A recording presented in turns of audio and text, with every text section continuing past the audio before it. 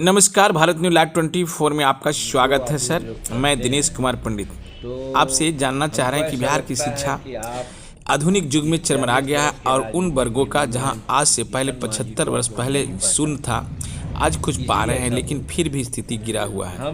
कैसे इसका उत्थान करेंगे? शिक्षा जो गरीब की भी बच्चे भी लाभ उठाएं। लोगों से भी बोलते हैं कि आज की जो शिक्षा है एक तरह से कहिए कि दो रंगी शिक्षा है।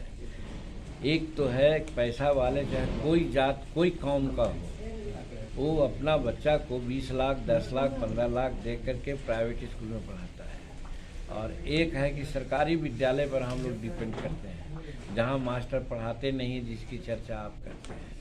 तो सवाल ये है कि इसका दो उपाय हम बताया था, और हम नहीं, हाई कोर्ट इलाहाबाद ने कहा था कि सरकारी विद्यालयों की स्थिति को अगर ठीक रखनी है तो सरकार कानून बनावे, राज्य सरकार, कि जज का बेटा हो या मजदूर का बेटा हो, सब सरकारी विद्यालय में पढ़े। ये पढ़ने से होगा कि जज का भी ध्यान रहेगा सरकारी विद्यालय पर और सबका भी ध्यान रहेगा। आज सरकार का ध्यान है, कमेटी बना देते हैं, फलना चिलना सारी बात होती है, लेकिन वो इफेक्टिव नहीं होता है। तो इसलिए वो ऐसा करना चाहिए जो कि आज तक नहीं हुआ। और दूसरी बात है, बाबा अम्बेडकर साहब की बात है। अम्बेडकर साहब का जय भीम हम लोग करते हैं, लेकिन हम समाज के लोग भी और सरकार के लोग भी अम्बेडकर साहब की बात को नहीं मानते हैं, और जिसके चलते आज शिक्षा की एक खराब स्थिति है। उन्होंने कहा था कॉमन स्कूलिंग सिस्टम, राष्ट्रपति का बेटा हो या भंगी का संतान, सबको शिक्षा एक समान की बात उन्होंने की थी। और अगर ये हो गया होता, 75 साल आज हम लोग अमृत वर्ष मना लिए, लेकिन आज वैसा है नहीं। आज कहा कि हम हैं, हम मियाँ जात के हैं, हमारा बेटा अभी मंत्री है, उसको डॉन बॉस्को में हमने पढ़ाया था, वो दिल्ली यूनिवर्सिटी में पढ़ा है, एमए किया है, पीएचडी किया है, नेट किया है, लेकिन केगो भैया का बाल बच्चा ऐसा किया है। तो होना चाहिए सबको। इसी के लिए कॉमन स्कूलिंग सिस्टम की बात अम्बेडकर साहब ने की थी।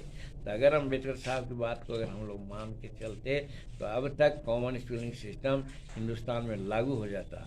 और कॉमन स्कूलिंग सिस्टम कोई नायाब चीज़ नहीं है, दुनिया के कई देशों में कॉमन स्कूलिंग सिस्टम है।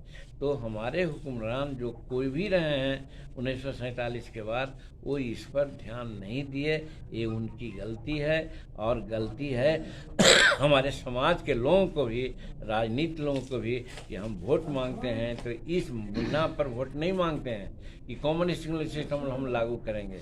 नहीं होगा तो हम आंदोलन करेंगे।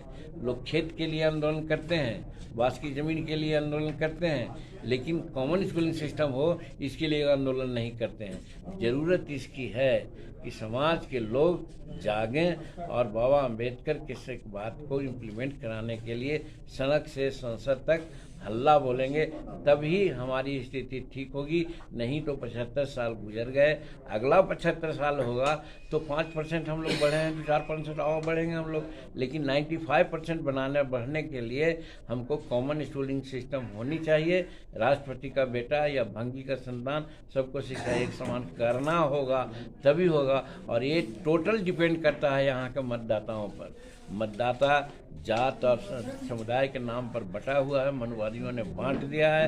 इस भाग से जब तक नहीं उभरेगा तब तक नहीं वैसे होगा। हमको मानव बनना पड़ेगा, भारतीय बनना पड़ेगा, हमको न कि जाति में वर्ग में बंटना पड़ेगा। वैसे भी स्थिति में नहीं होगी। और जब ये स्थिति आ जाएगी तो सही है कि सब लोग आगे बढ़ेगा। जैसे दूसरे राज्यों में, फ्रांस में है, कनाडा में है, या चीन में है, जापान में है, वैसे यहाँ भी हो सकता है।